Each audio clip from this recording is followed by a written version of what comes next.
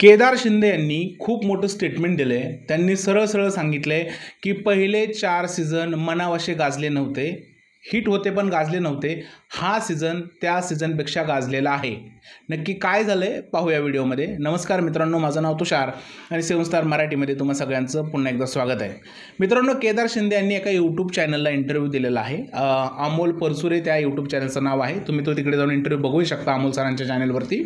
त्या ठिकाणी त्यांनी स्पष्ट असं सांगितलेलं आहे की बिग बॉसचे पहिले 4 सीझन मनावसे गाजले नव्हते, पण हा सीझन त्यापेक्षा जास्त गाजलेला आहे. आता ही गोष्ट बोलण्यामागे केदार सरांचा कॉन्टॅक्ट काय होता हे समजून घेऊया. तर केदार सरांचं असं म्हणणं आहे की गेले जे 4 सीझन होते त्याची TRP डिसेंट होती, म्हणजे 0.5 2.7 पर्यंत जी आहे ती त्याची TRP गेली होती. म्हणजे सीझन 3च्या वेळेस 2.7 पर्यंत जी आहे ती TRP गेली होती.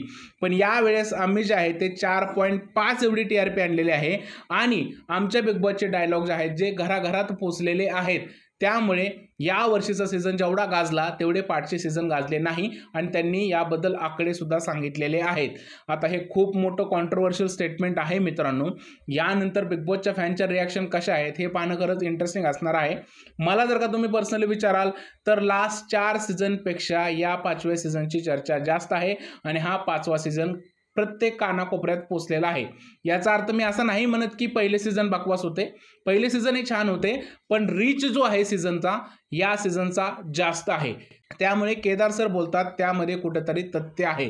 तुमचं काय म्हणणं या सगळ्या प्रकाराबद्दल मला नक्की सांगा कमेंटमध्ये. आणि अजून त्यांनी एक वक्तव्य केलेलं आहे की महेश मांजरेकर जर का सुनील गावस्कर आहेत तर रितेश भाऊ सचिन तेंडुलकर आहेत. म्हणजे सुनील गावस्करही चांगले खेळत होते आणि सचिन तेंडुलकरही चांगला खेळणार.